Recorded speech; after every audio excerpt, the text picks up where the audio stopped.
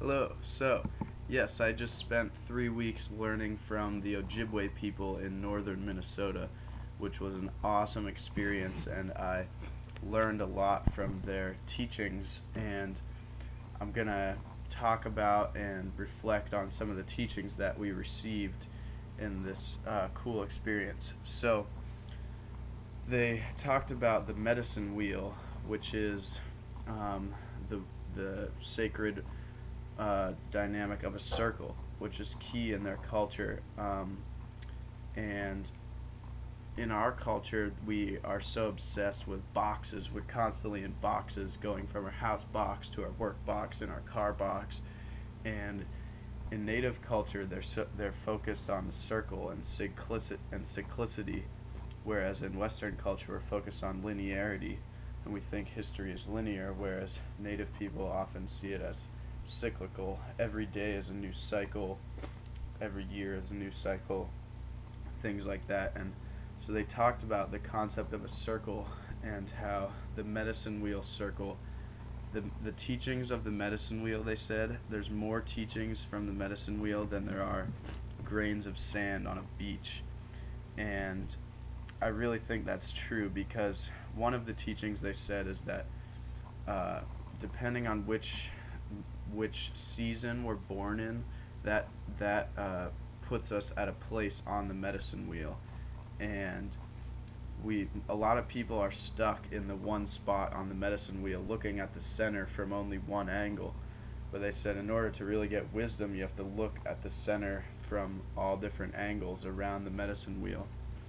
And I definitely resonate with that.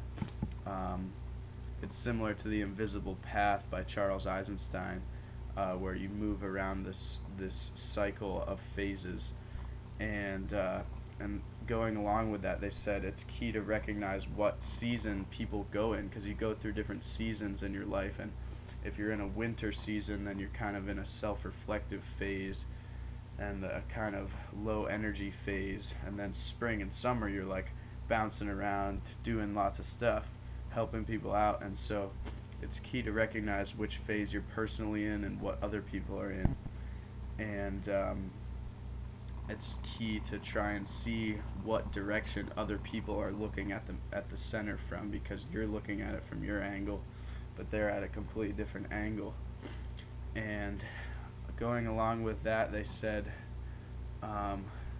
the the hardest path to walk in life is only 18 inches long, and that's the path from your mind to your heart. And they were teaching how it's key to have a balance between where your values come from, your mind or your heart. And I really think that's true, and trying to operate more from my heart has helped me a lot. And going back to the circle, in nature, pretty much everything is a circle, like the base of a tree, a bird's nest, the cycle of the seasons. It's just a sacred shape that nature, it flows through. And I think it's key that us Westerners who like to think with boxes and lines try to integrate the teachings of the circle into our lives. And so they also talked about interdependence and interrelatedness and interconnectedness of nature, and how we're in this big web of life.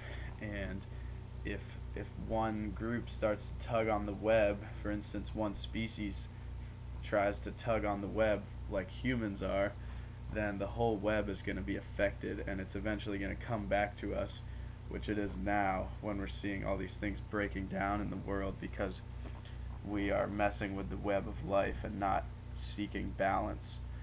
And so the interesting thing is, although Western culture was strayed from indigenous culture for a while, the findings in new forms of science are like finding out that we are all interconnected and we are all interdependent.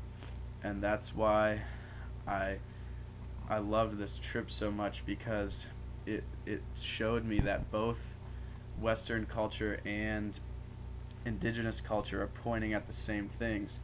And that's why I definitely recommend checking out this book or audio tape called Spontaneous Evolution, because they explain how spiritual science and Western science are fusing together, and people are realizing that we have to integrate these findings into our world, because we're operating on false premises about the world, that everything, that it's possible to be separate from nature and things like that, when really we're always interconnected with the web of life.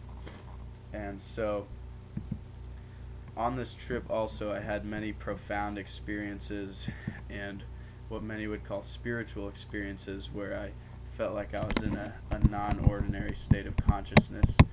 And so I think that in these profound states, we're really able to realize the beauty of the world, and that we are all interconnected and interrelated.